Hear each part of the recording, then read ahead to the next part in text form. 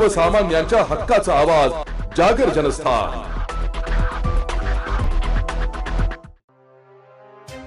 धारधार कोयता घेऊन भर रस्त्यात येणाऱ्या जाणाऱ्या नागरिकांची लूट करणाऱ्याला एकाला देवळाली कॅम्प पोलिसांनी ताब्यात घेतले।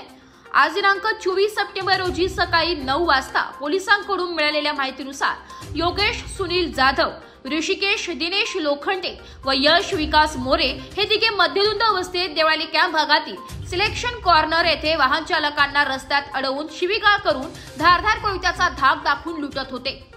सदरचा व्हिडिओ सुद्धा सोशल मीडियावर प्रचंड व्हायरल होते।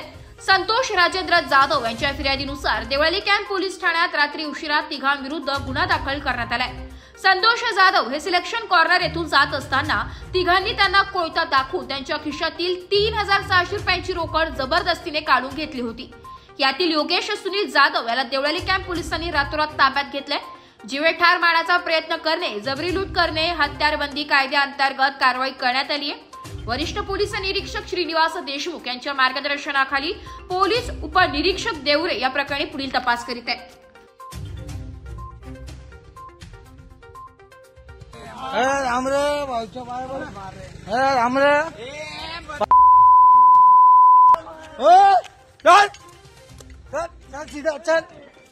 मार तू मार, चल तू।